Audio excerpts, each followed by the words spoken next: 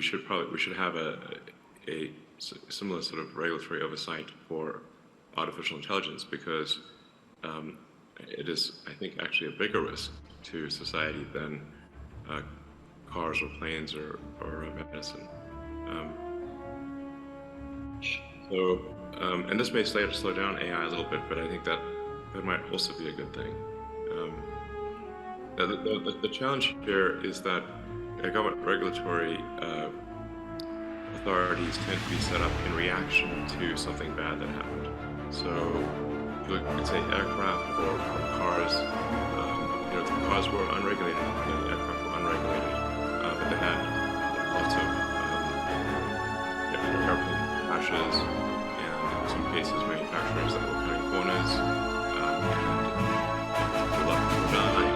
So they probably were so happy with that. And so they established a regulatory authority to safety. And now commercial airlines are extremely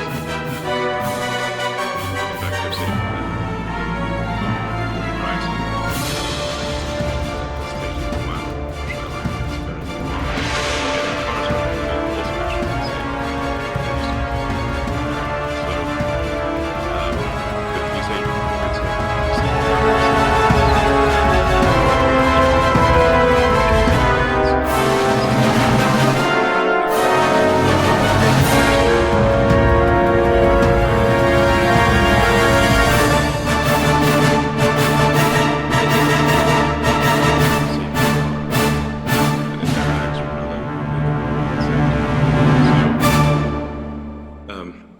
Concern is that with AI, if there's something bad, because that's what it's going to take.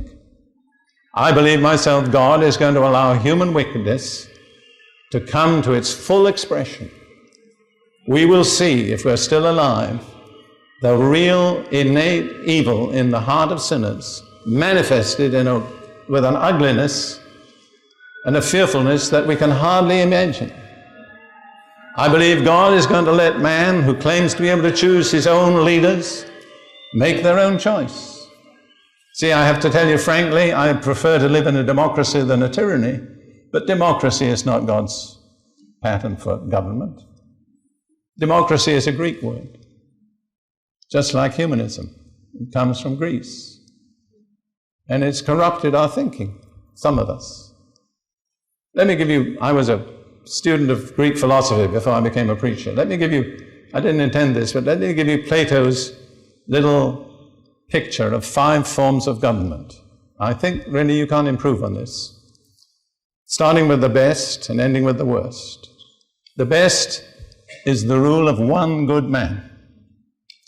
The next best is the rule of a few good men. The rule of one good man he called monarchy. The rule of a few good men he called aristocracy. Thank you. After that is democracy, the rule of the people by themselves. Who was it? It was Lincoln who said democracy, the government of the people, by the people, for the people, will never perish from the earth. I'm afraid he was wrong. It will. All right, going still further, number 4 is the rule of a few bad men, which he called oligarchy. And finally, the rule of one evil man, which he called tyranny. Now, I cannot really see that needs any correction. What he said about democracy is it's the weakest of all forms of government. But in my opinion, it's preferable to oligarchy or tyranny. But it's not God's form of government. God's form of government is a monarchy, the rule of one good man, and what is his name? Thank you. And the rule of a few good men with him who are his saints. So I tolerate democracy, and I'd rather live in a democracy than a tyranny. But I don't believe it's the ultimate solution. I don't believe it has power to solve the problems of the human race. I don't believe that men and women basically are capable of choosing the right leader. If they have, why haven't they done it? I'm not criticizing the government. We're just dealing with human weaknesses. So, what is the end? The end is monarchy. One man, Jesus, who will be king, who will reign a righteous rule, who will share his authority with those whom he has trained through suffering, through affliction, through discipline, to share his rule with him. What do we call those people? We call them the church.